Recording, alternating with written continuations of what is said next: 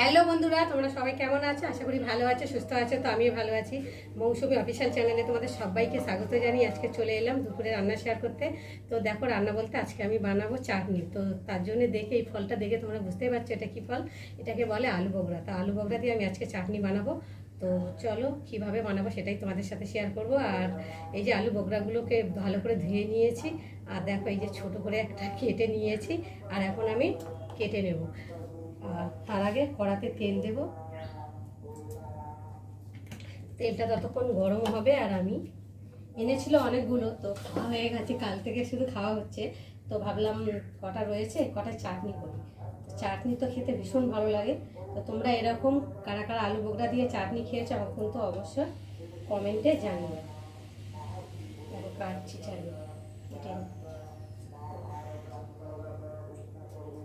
দেখো বন্ধুরা, আলু বগড়াগুলো ভালো করে ছোটো ছোটো পিস করে কেটে নিয়েছি। আর এখন এই যে কড়াতে তেল দিয়েছি। আর এখন শুকনো লঙ্কা আর 5 ফোড়ন দিয়ে ফোড়নটাকে একটু ভালো করে ভেজে নেব। পুরো ফোড়নটা ভাজা ভাজা হয়ে গেছে। আর এখন এই যে আলু বগড়াগুলোকে দিয়ে ভালো করে একটু ভেজে নেব। বন্ধুরা একটু ভালো করে ভেজে নিয়েছি তেলের মধ্যে। আর এখন আমি দিয়ে দেবো পরিমাণ মতো অল্প করে নুন। আর দিয়ে দেবো একটু অল্প করে হলুদ দেবো, দিয়ে একটু ভালো করে নেড়ে নেব।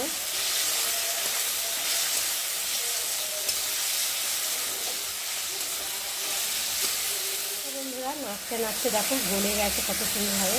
এতে আর জল দেবো না। আর ওপর দিয়ে এখন আমি চিনিটা দিয়ে দেবো। চিনির রসেই চাটনিটা হয়ে যাবে।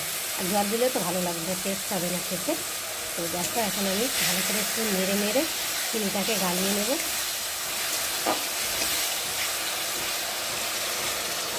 চিনিটা গলে গেছে আর কত সুন্দর মাখামাখো মতো হয়েছে চাটনিটা।